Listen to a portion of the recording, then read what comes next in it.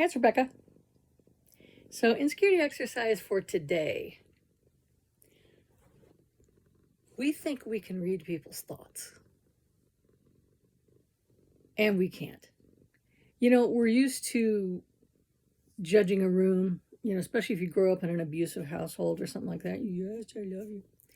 Um, my one friend who was, oh God, horribly abused as a kid, when she would walk home from school, she would sneak to the house like she was at war so nobody would see her, so she could see which car was parked where, so she would know which door she could go in without getting yelled at, and to maybe avoid any kind of encounter with anybody in her family who would always just pounce on her the second she walked in the door.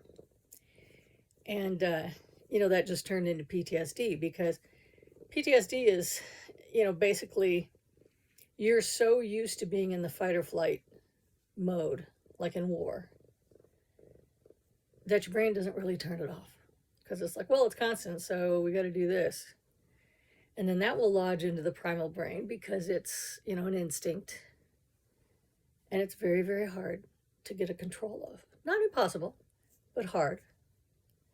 So if you're looking for strange things to help that that jumpy, paranoid, heart racing, sweating like a pig thing for PTSD, the most effective sport is fly fishing, which I always thought was cool, because fly fishing, you have to be very, very exact how you cast the line, how you have it go over the water so it looks like a bug flying, so the fish will follow it. So as you do that, you really can't concentrate on anything else but that. So it's kind of like, those really exact yogas where you have to be at this precise angle at this exact time with this hip shifted this way. It has to be very, very precise. That's also a very good thing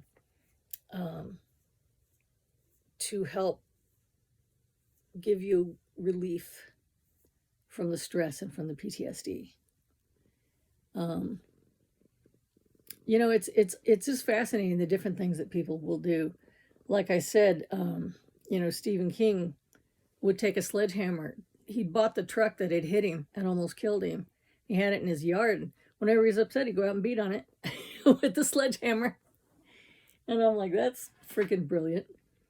And, I told you about my mom with the trash can and the brick, to get over the death of my brother Ian. So everybody has some sort of thing. I love embroidery.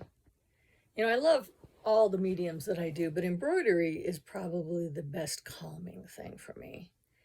So that's pretty cool. But find what makes you let go and to actually open up a little bit inside. Just even for a little bit. Our minds and bodies and feelings and stuff are very adept at healing if we give them a chance and stop the bombardment for just a little while. So find something that works for you, that calms you down. My one mathematician, he loves counting all sorts of weird things, piano keys, and, what notes are hit and what things when someone's playing the piano. He envisions those things, in his mind, going up and down, those little wood things inside of a piano. So we're all, as individuals, our fingerprints. You find what works for you that will give you that moment, or, that afternoon or night of relief.